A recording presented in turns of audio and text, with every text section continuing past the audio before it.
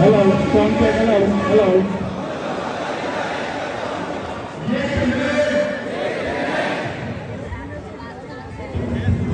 ये comment RTI के पास और रूल के मुताबिक अपने न्याय और पार्टियों के साथ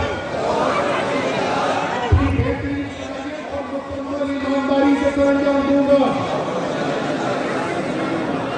और ये कि मैं चेयरमैन पाकिस्तान तहरीक इंसाफ इमरान खान की क़यादत में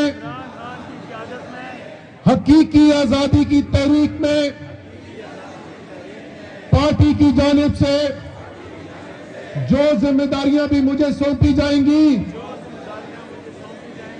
उन्हें बतरीक एहसान अदा करूंगा। अल्लाह ताला मेरी मदद और रहनुमाई फरमाए। आमीन।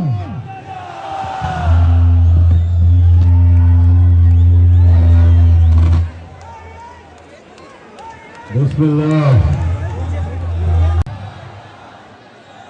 और इंशाल्लाह